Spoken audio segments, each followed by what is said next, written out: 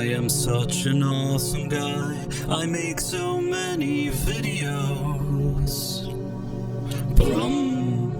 Hello there, Price of Reason here with a series review. Ever since the first episode of the Disney Star Wars series Ahsoka, I've claimed that the show is poorly written, poorly directed, and for the most part, poorly acted. Still, with episode 8 being the season and possibly series finale, series creator Dave Filoni still had a chance to try to deliver some type of grand finale, one that would perhaps tidy up all of his messy story issues and loose ends in a way that would at least be mildly satisfying. In this video, I will discuss the plot for episode 8, what I didn't like about the episode, what I did like about the episode, followed by my official score. Episode 8 begins with Boss Lady Morgan telling Grand Admiral Elon Thrawn that his cargo transfer is complete, so he tells her to prepare his hyperspace ring. Gold-faced Trooper then tells Thrawn that they've located Ahsoka's ship, so Thrawn tells him to dispatch 2 TIE fighters to attack it. Now, I may have lost some brain cells recently watching this dumb series, but didn't Thrawn already have Ahsoka, Ezra, and Sabine's location last episode when he told his forces to retreat? At the time, Boss Lady Morgan asked him why he was calling back his forces, and he said that Ahsoka is out of time, so he wasn't concerned. But now that it's a brand new episode, suddenly Ahsoka is once again a threat?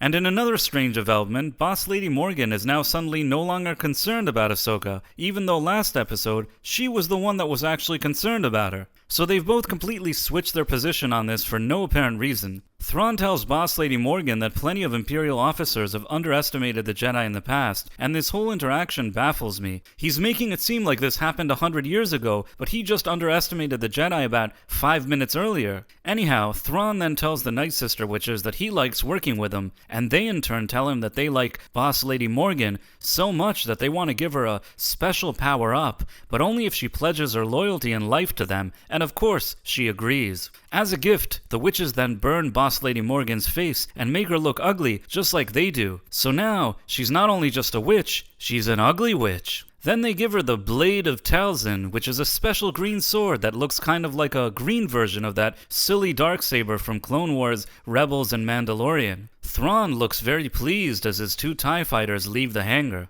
Ezra, Sabine, and Ahsoka are now moving slowly because they're traveling with the Turtle Ewoks, which is also very dumb. Why are these Turtle Ewoks even here? Yes, I understand that they're friends with Ezra, but this would be like Luke Skywalker taking the entire Ewok village with him everywhere he goes for years after meeting them. As opposed to Ezra, Sabine, and Ahsoka, these Turtle Ewoks are locals. This is their planet where they're able to camouflage themselves in their natural surrounding. If anything, by constantly hanging out with them, Ezra is actually putting them in danger of becoming extinct. And when Thrawn is about to get away from this planet and then possibly destroy his entire galaxy, is this really the time to show solidarity with the Turtle Ewoks? Anyhow, next, Ezra suddenly wants to build a lightsaber because he needs one. But didn't Ezra say that he didn't need a lightsaber last episode? Didn't he say that he just wanted to use the Force instead? What exactly made him change his mind? And why do people keep changing their minds every second on this show? In episode 1, Huyang convinces Sabine to train as a Jedi again. But in episode 2, Huyang tells Ahsoka that Sabine isn't a good candidate to be a Jedi. In episode 3, Hera doesn't want to defy the Senators, so she refuses to help Ahsoka and Sabine. But then, in episode 4, she changes her mind without any explanation. So in Dave Filoni's Star Wars, his characters just keep flip-flopping on everything, even if it doesn't make any sense. Anyways, Huyang has all the rare parts to make a lightsaber, including kyber crystals just laying around in the ship's drawers. This really cheapens the entire idea of lightsabers. Again. Also, in order to distract viewers from how silly this development is, Huyang drops some nostalgia bait as he tells Ezra that he taught his master Kanan Jarrus from Rebels how to build lightsabers. Huyang then says that the bond between a master and an apprentice is both meaningful and challenging. This fortune cookie level wisdom actually affects Sabine because she's always annoying her master Ahsoka or something, and within 30 seconds, Ezra has a blue lightsaber. Huyang secretly tells Ezra that initially Ahsoka and Sabine had issues because Sabine was angry about her family being killed at the Battle of Mandalore, and her anger was a concern for Ahsoka. Ahsoka then tells Sabine that her gamble of being selfish and putting the entire galaxy in danger has paid off. Why does she say this? Because her master Anakin always stood by her, so Ahsoka will always be there for Sabine, even if the galaxy is doomed because of her selfishness. Ahsoka asks Sabine if she's continued to train in her absence. Again, a very weird question, as Ahsoka just saw her a few days ago, and between being a captured prisoner and looking for Ezra, when exactly did Sabine have time to train? Sabine then says, I try, but then she corrects herself to say, I do, probably as a reference to Yoda's do or do not quote in Empire Strikes Back. Remember Yoda? Oh, hi, Mimi. Ahsoka tells Sabine that being a Jedi isn't just about lightsabers. She has to train her mind and body and trust in the Force. Again, another callback to Yoda in Empire Strikes Back, and again, it falls flat. TIE fighters then arrive and hit Ahsoka's ship's stabilizer, but conveniently miss Ezra, Sabine, Ahsoka, the rest of the ship, and the turtle Ewoks. Ezra and Ahsoka then unconvincingly hold up the ship with the Force, and Sabine uses the ship to get rid of the TIE fighters, but then she crashes the ship. Sabine and Huyang are fine though, and Sabine is all cocky about her success. Why is she cocky when she just got their ship destroyed? Well, because this character is both insufferable and annoying. Thrawn then gets an update that Ahsoka's ship is down, and he says that they should prepare for a ground assault, which again is super dumb because in the previous episode, he had them dead to rights and retreated for no reason whatsoever. Basically, at this point, Thrawn is playing four-dimensional chess with himself, so he's kind of like the Bob Chapek of the Star Wars universe, only he doesn't get fired at the end. Ahsoka, Ezra, and Sabine finally drop the Ewok turtles and ride off on two space wolves as they leave Huyang behind to fix the crashed ship. When they arrive at Thrawn's base, Ezra reveals that after he arrived on this planet, Thrawn woke up the witches and rebuilt his ship so he couldn't face him alone. Now again, this is inexcusable writing. Ezra, who is supposedly a Jedi of sorts, arrived with Thrawn on the same ship as we saw in Rebels, so we're supposed to believe that Ezra just ran away after their arrival, and then for years never went after Thrawn, giving him time to rebuild and gain the upper hand? There's absolutely no chance that this makes any kind of logical sense. Ahsoka then tells Ezra, you're not alone anymore. I guess this means that Ezra was waiting on this planet for years dressed like an Afghan goat herder, hoping that one day some flawless ladies would arrive to save him. Anyways, Ezra hangs on to Sabine as she navigates the Space Wolf because Disney Star Wars will never show a man take control of anything in any situation. Ahsoka tells Sabine to help Ezra use the Force to open the gate to Thrawn's headquarters. Why would Sabine be using the Force if she's not a Force user? Yeah, don't think about it. Sabine pretends to help and they manage to enter the base before the doors are shut. Thrawn dispatches his troopers to battle Ezra, Sabine, and Ahsoka, and the fight here looks like something cheap you'd see on the CW, even though this show has a much bigger budget to work with. The troopers are of course defeated easily, in a way that looks and feels very cringe, and then the three Night Sister witches resurrect the troopers with dark magic, so the troopers are zombies now, much like that stupid Inquisitor guy from episode 4. For lack of a better way to describe it, this whole segment is simply embarrassing. And if you really are a longtime fan of Star Wars, I would say that it's pretty depressing too. Ezra then gets jumped by a zombie trooper, and even though he's holding a lightsaber in his hand and could probably slice the zombie in two, he struggles like a damsel in distress until Sabine rescues him. They then seal the door closing off the zombies, and Ezra tells Sabine that he's impressed with her because she's the best. Thrawn needs more time to get away, so he tells Lady Boss Morgan that she will have to sacrifice herself, which totally could have been avoided if Thrawn wasn't a complete idiot. He didn't want to kill Sabine when he had the chance in episode 6, he didn't want to kill Ahsoka, Ezra, and Sabine in episode 7 when he had them cornered, and now he has to deal with all of the threats he didn't take care of previously. Ahsoka tells Sabine and Ezra that she'll take care of Boss Lady Morgan, and they should go to stop Thrawn, so they run away, which is kind of weird. I mean, couldn't the three of them just have neutralized Boss Lady Morgan very quickly together and moved on? Ezra and Sabine encounter two troopers that are just standing around waiting for them. This fight scene looks terrible, and the worst part of it all, Sabine suddenly uses the Force when needed. This is absolute bullshit, but Kathleen Kennedy has finally achieved her stupid anybody can use the Force now, especially women that look like dudes agenda. And in my opinion, this may very well be the final nail in this whole franchise's coffin, and yet somehow, it still gets worse. Sabine convinces Ezra to jump into the ship using the Force, which in and of itself is absurd, but to make things even more ridiculous, she herself helps him reach the full distance by using the Force on him to give him a boost. I mean, 5 minutes ago she couldn't even use the Force, and now she's throwing a guy in the air into a spaceship? Then Sabine leaves Ezra on a ship filled with an entire army that wants to kill him and runs away. While Ahsoka battles Boss Lady Morgan in a slow and lackluster battle, a ton of Thrawn's troops arrive, but instead of shooting and killing Ahsoka, they just stand around like those background NPC characters in Street Fighter. Boss Lady Morgan tells Ahsoka that her friends are dead and that she will die alone. Sabine then arrives and tells Morgan that Ahsoka is not alone, in an exchange that reminded me of that Infinity Wars dialogue. She's not alone.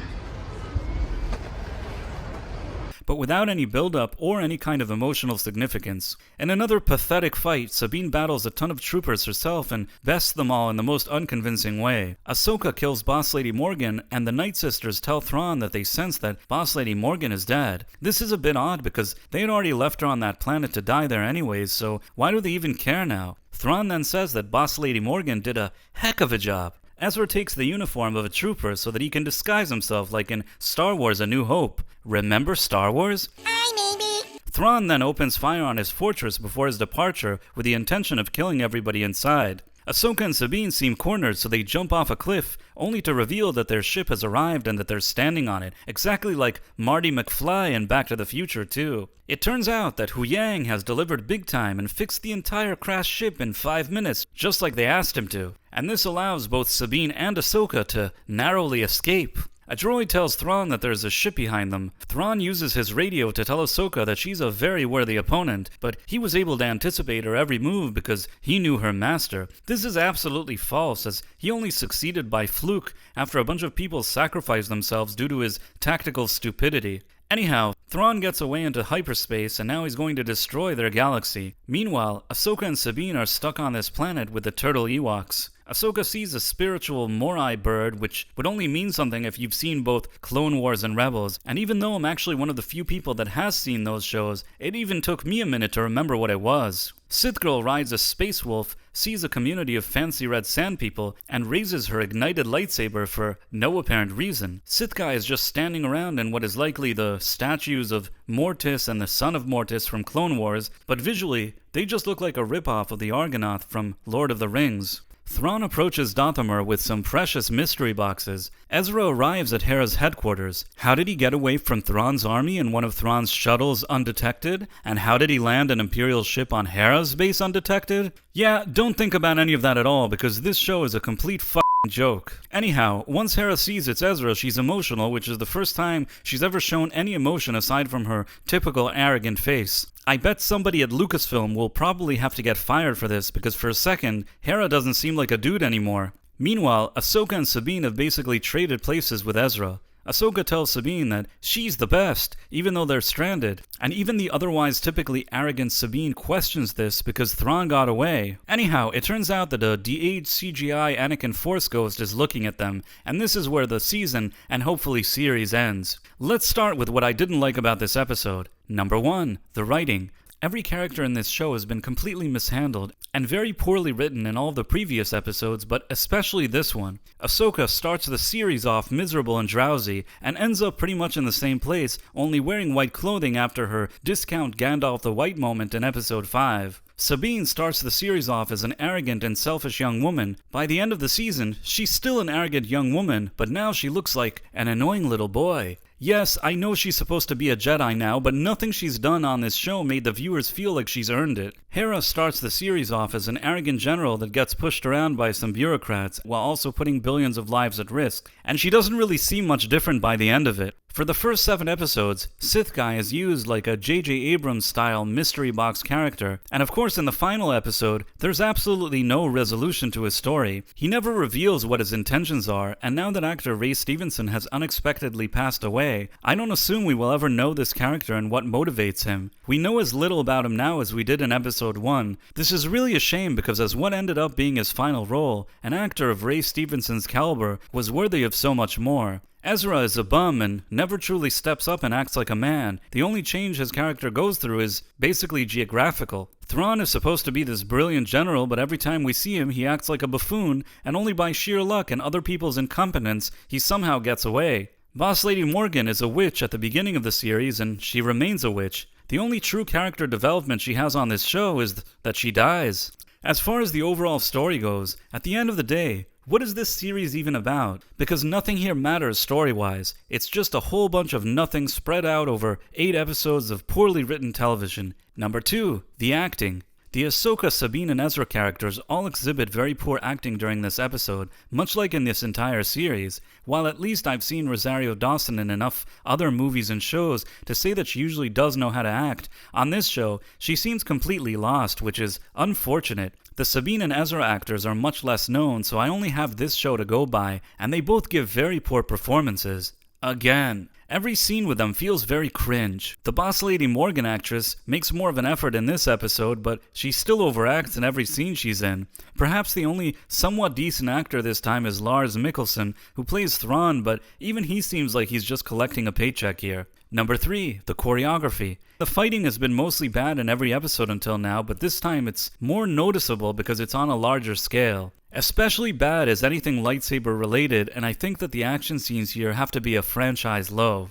All the bad guys just stand around in some type of holding pattern, wait for when the screenplay needs them to attack the protagonist. This is like something you'd see in the old school video game Karateka, where there's a main bad guy that keeps sending his henchmen one by one to battle the protagonist in the most repetitive way. If I had to say something good about this episode, it would be really tough. Perhaps the music wasn't terrible, and since both Ray Stevenson and Hayden Christensen appear in it, however briefly, I guess I could give this episode a 17 out of 100 instead of a 0 out of 100, which quite honestly is what it deserves. It is the worst episode yet of a show that has been consistently bad since it premiered. As far as finales go, this is one of the worst I've ever seen, especially for a high-profile, high-budget show. And yes, I've seen Game of Thrones and She-Hulk. And this additional failure only highlights that if Star Wars has a chance of ever being even mildly good again, an entire shakeup is needed to Lucasfilm. And even if that does happen, I still don't think that the damage that's been done can ever be reversed. What did you think about Ahsoka Episode 8? Did you love it? Feel free to let me know in the comments, and if you enjoyed this video, please consider subscribing to my channel and also clicking on that wonderful notification bell. Thanks for watching, my friends. Thank you, and good day. I am such an awesome guy. I make so many videos.